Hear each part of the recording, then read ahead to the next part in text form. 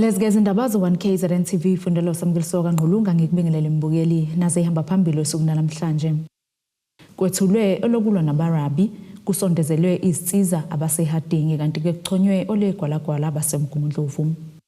Ungqongqoshe wezolimo nokuthuthukisa kwezindawo zasemakhaya uThembeni kaMadlophamthetho wethuleke ngokusemthethweni uhlelo lwamadipho nokuqwashisa ngesifo samarabi kwesakamthetho eDondotha namuhla.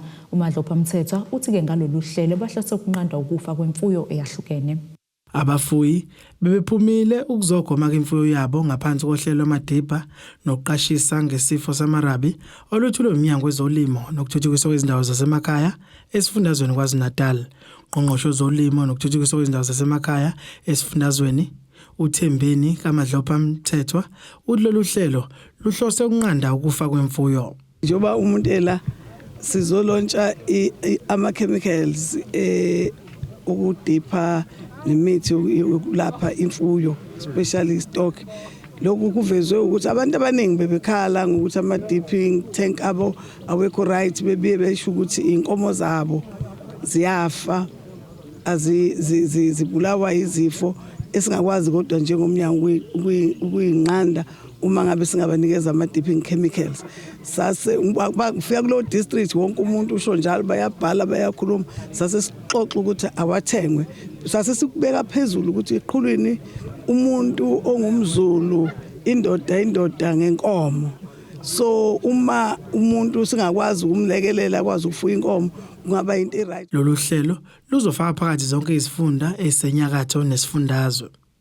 uKaMadlophamthetho uthi uMnyango wethula lolu hlelo endaweni ebidinga. Njoba sila namhlanje sizoba nabantu abafuyi base Zululand, Mkhanya kude and King Cetshwayo, kodwa sase sibuka ukuthi idepo ethenkulu esibeka kuyo inkosi Owensithole College sasibona sibe seduze silontshe lento eDondotha, but sasithi mangabe sesikulontsha saphuma ecollege ukuthi no college kungabafundi, but mesiphumela endaweni yenkosi siphumela kubantu kungasiza ukuthi asizeni kubantu nangempela ke safika ke la. Ezindabeni ze1KZNTV kuba inkosi Mthembu eDondotha kwesakamthetho.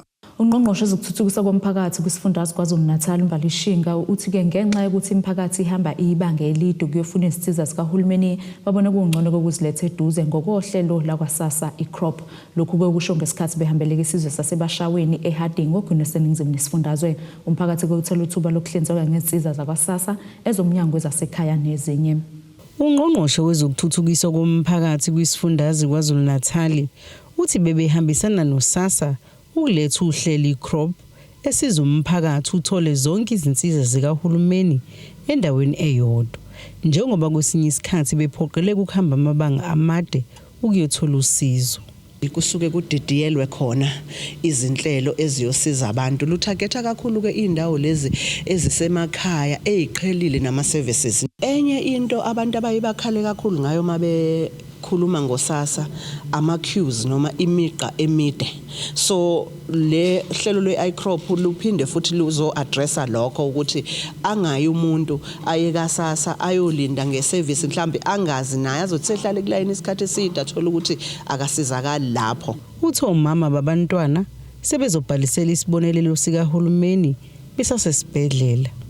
Elo zethu futhi sizobatshela ngazo esiqhakambisayo uhlelo lokuthi uma ngabe abantwana bebelethwe ezibhedlela uSASSA usuke ukhona manje Home Affairs sevele khona la ugwini si-identify ezimbili sesikhulumile nePortchepston Hospital, sizokhuluma futhi neMatchisini ukuthi umama ethola ingane lapho uHome Affairs ukhona kungena uSASSA aphume lapho esebhalisile waqeda, ngoba lesi sikhathi lesi esazoya ayo agibela imali akanayo ayo shuka ibhentshi lapha ya kwesinye isikhathi afike offline. Sizenzele bona abantu lezo inhlelo ukuthi bayithathe bayisebenzise ukuze lokho abakhala ngayo online abade ezikhongweni zethu kube yinto eseyidlulile. Uyisikhulu esiphezulu kwaSASSA uthi bahambelele indawo ukuzofundisa umphakathi ngoSASSA nezinsiza azihlinzekayo. KwaZulu-Natal 4.2 million ohola ama grant abantwana abantu asebekhulile njalo nalaba abaphila nokukhubazeka. Ngiphinde ngibalule futhi ukuthi kulabo aba 370 sino 2.1 million kuzokutshela lelo ukuthi izinga lokungasebenzi lingakanani. Njoba silana sizofundisa laba abano 75 noma u70 ababuthakatha abangasakwazi ukuzenzela lutho, khona le grant ekuthiwa i-top up elingana nesibonelelo sabantwana ukuze bakwazi ukuthi laba babasizayo nabo kube khona bakutholayo. Eqhuba uthi bayalwisana nobugebengu obenzeka ngezimpesheni. Siyalwisana nobugebengu, ifraud eyenzakalayo kuma grant akasasa. Siyabopha ama-officials maningi aboshwayo, siyababopha futhi nabantu abeza ngoba beza nge-fraud. Inkosi yesizwe sasebashaweni uthi njengoba umphakathi ubhekene nezinselelo, izinhlelo ezifana nalezi ziyabalekelela kakhulu. Ngithola ukujabula kakhulu kwenamhlanje ukuthi lolu hlelo liyaqhubeka lo le-iCrop ukuze kusizakala umphakathi okuyane kwaba ingqinamba kakhulu okwezidakamizwa. Ngithena ke ngakusukumela futhi nako ngoba umzambi usuvaliwe nje esizweni. Ngithanga ukuveza lokho.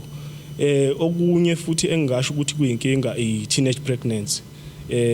Uzomnotho bengucelela ukuthi ube khona na ukuze uzokwazi ukululeka umphakathi ezingqinambeni ezikanjalo. Lo mbiko benuwethule lo zamando sicele wezindaba ze1KZNTV ngise-HARDING.1KZNTVNEWS.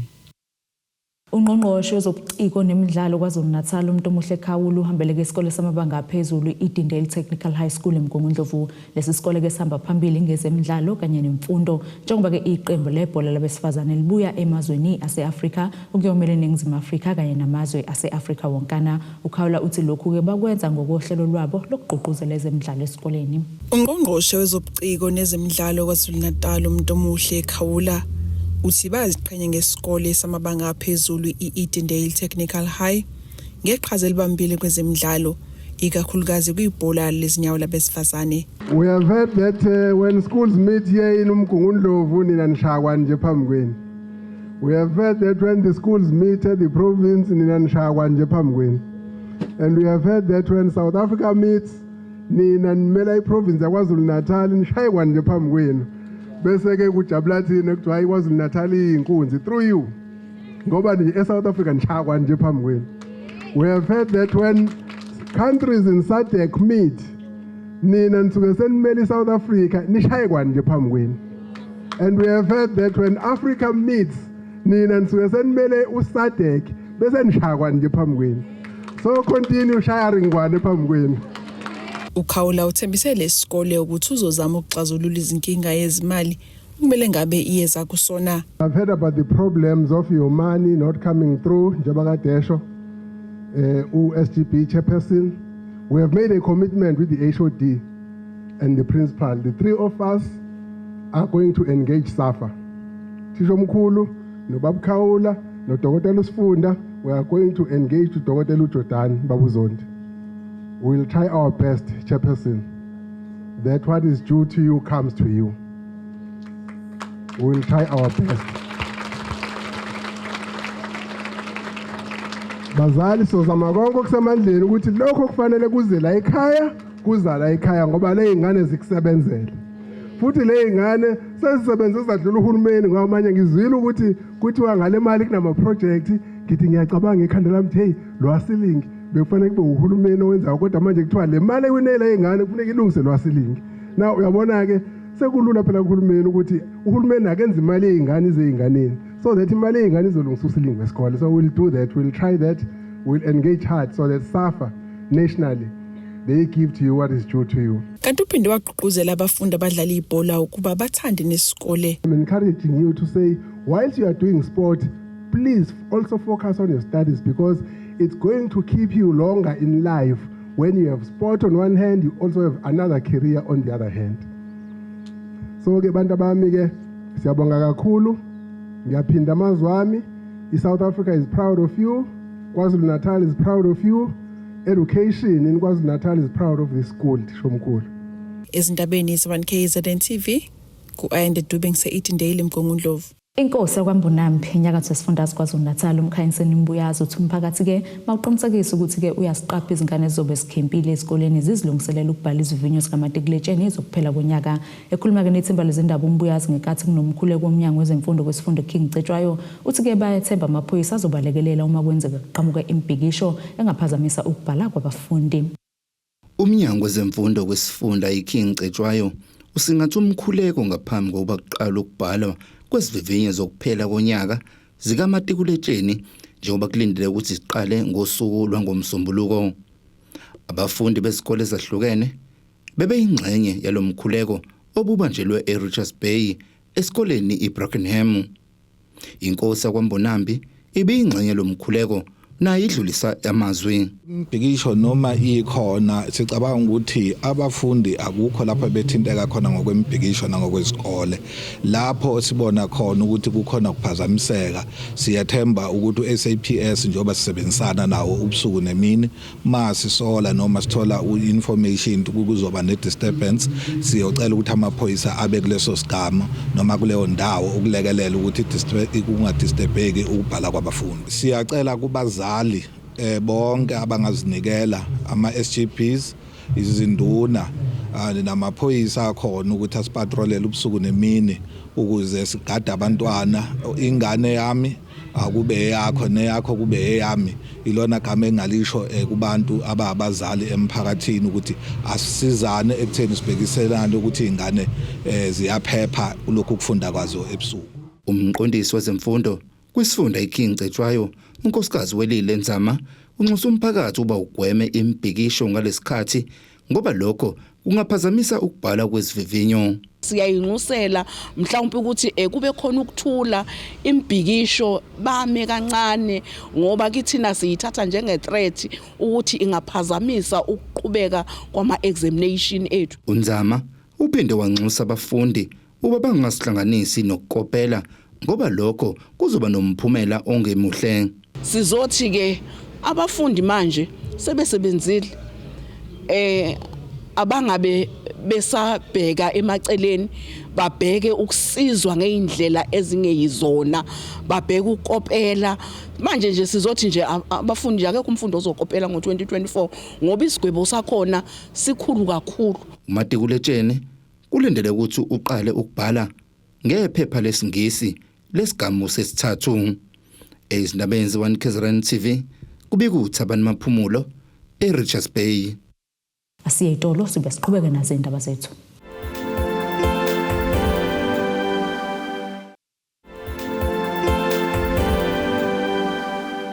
Asikwamukele mbukeli usabukele zona indaba ze1KZNTV nazi kuyihlokwana kuyizona ehamba phambili usuku namhlanje. Kwethulwe Olokulwa Namarabi kusondezelwe Izinsiza abase-HARDING kanti ke kuchonywe Olokulwa abasemgungundlovu. Umphakathi wasesithothazi emgungundlovu usaleke dengwane namuhle kusene kulandeleke isiteleka semboni ematekisi athutha iSwartCop. Kubikwa ukuthi ke lemboni ikhala ngamabhasi asebenza kule ndawo ithi ke wasebenzisa kabi awayenza imali ngendlela efanele. Ubuholi ke bomdambe besizwe sakaMpomoza buveza ukukhathazeka ngalesi senzo njengoba kubathi ke abanye abagibeli abehliswe emabhasini bavele baye enkosini bayocela usizo. Ubuholi besizwe samaMpomoza enkosini uZondi buthi isiteleka samatekisi eSwartCop Taxi Association siphazamise kakhulu. Isiteleka siphazamise kakhulu. Siphazamise saze saphakamisa ngisho nomntwana omkhulu impela ngoba abantu abadilizwe abantu bamakhumbi lapha eDepo bavele basuka bonke bashawula yini bazogcwala komkhulu kupha 6 ekseni. Phoqile ukuthi umntwana omkhulu nenkosi bavuke. Satatazela ke kusukela ngaleso sikhathi. Okubhlungu nje kakhulu ukuthi bekukhona nabebeye ebhedlela beyolanda umaphilisi kwama date abo. Abagcine sebe stranded la bengasazi ukuthi bazokwenza njani. Sizamile ke sikuzamile sigcine sesihlanganisela ukuthi abazama ukuphindiselwa emakhaya. Into abebekhala ngayo kakhulu bathi abasazi isizathu abavinjelwe sona. Mebethi bayabuza abanikezwa impendulo ukuthi kwenzekeni kuphi nini. Abagcine nje besala kanjalo bengazi ukuthi yini inkinga. Laba bathi osomatekisi bekumele bazise abagibeli kusanesikhathi kunokuthi babashiye dengwane. Ngabe kungcono kuba imboni yamatekisi ngoba ngicathi ilale yazi ukuthi izokwenza into efana nale. Ngicathi bekufanele iwavimba amabhasi ukuthi angabathathi inhlobo abantu. Hayi ukuthi babadedele bayobathatha abantu babuya abantu babe stranded. Kube ebhlungu kakhulu nje lokho esikubonile. Ayi kube ebhlungu abanye bebekhala ukuthi bazophelelwa na imisebenzi. size sacela enkosini la ukuthi mhlamba abazanyelwe nokubhalelwa incwadi la umkhandlu ukuthi kunenkinga enjeya abazozisubmit emsebenzini ukuze bangaphelelwa amatorho khona nje bebekhala la bethi baqashwe last month basahole kanye umsebenzi kusho ukuthi usuzophela bayatshelwa kahle ukuthi abafuneka abantu abalovayo kube ebhlungu kakhulu nje sikubonile siyafisa ngathi ngaxoxiswana phakathi kwamakhumbi namabhasi idlule kahle lento abantu baqhubeke bahambe kahle. Kanti abamatekisi eZodCop Taxi Association banqabile ukukhuluma nethimba lezindaba ze1KZNTV kwathi abashayeli bamatekisi baxakazisa ithimba kwazi kwaphoqa ukuba lihambe lisabela ukuphepha kwalo. Asikubingele butami ngicela ungiphe igama. Ngiphe igama lakho nesibongo.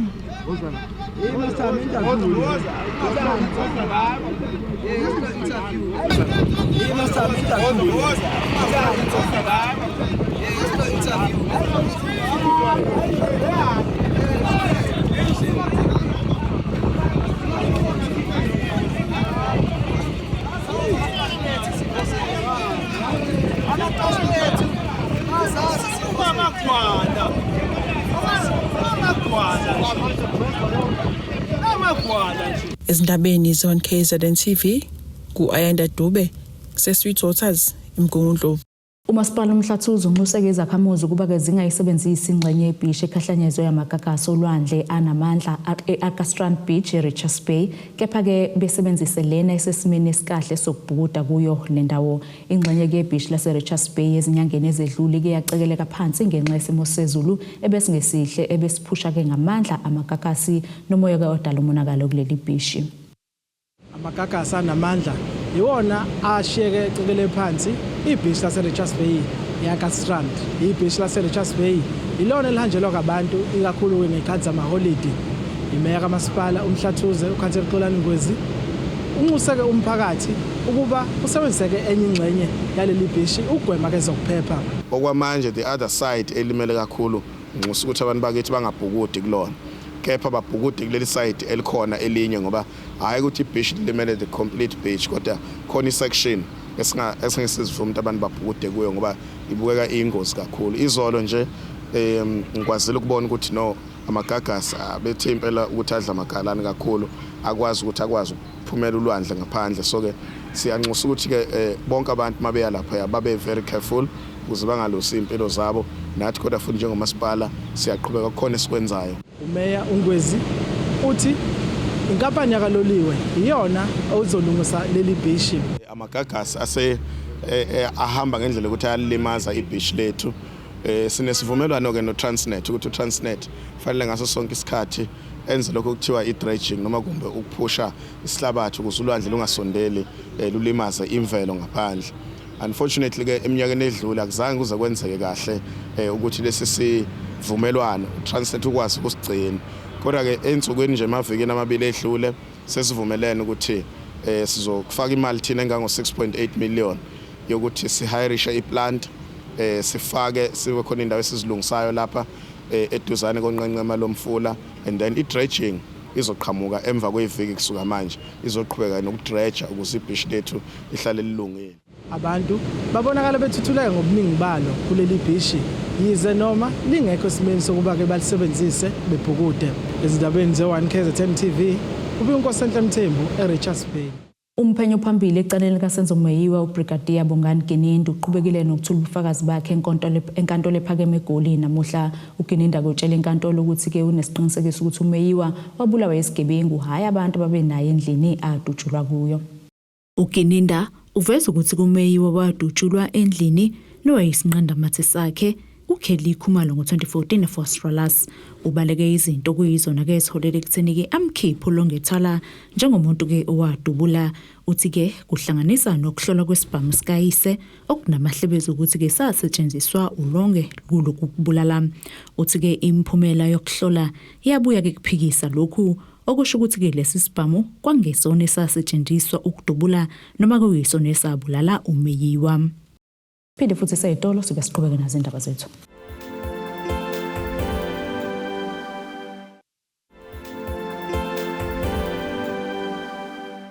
Siphinde ke sikwamukele imbukelo sabukele zona indaba ze1KZNTV. Sikhumbuze ke ihlokwana kuyizona beyihamba phambili usuku namhlanje. Kwethulwe Olokulwa Namarabi kusondezelwe Izinsiza abase-HARDING kanti ke kuchonywe Olokulwa abasemgungundlovu. Ake sibheke engosini yezomnotho.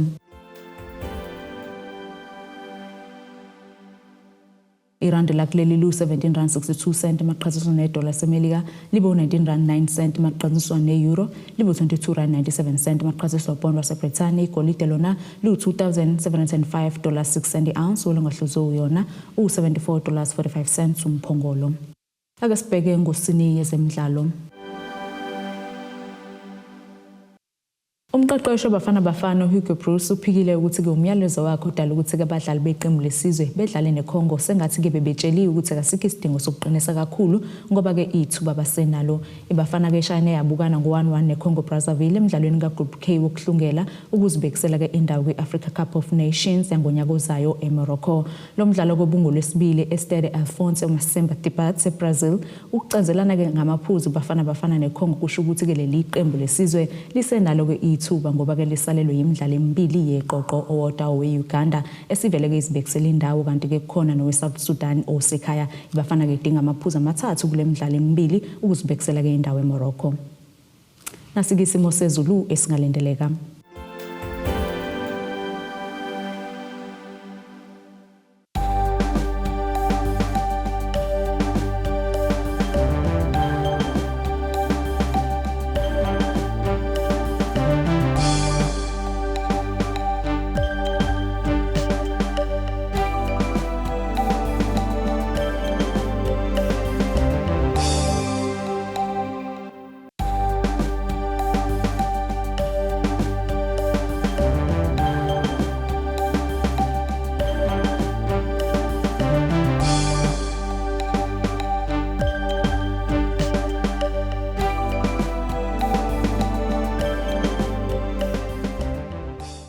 Bukelike ziyaguqa bese kuphathele zona usuna namhlanje mina nawe ke sophinde sihlangane kusasa futhi ngaso lesi sikhathi esifanayo impela sonke emnandi. Abethuli bethu bezindaba baxhaswe iThulis Bayview Bridal ungabashayela kulezi zinombolo ezivelile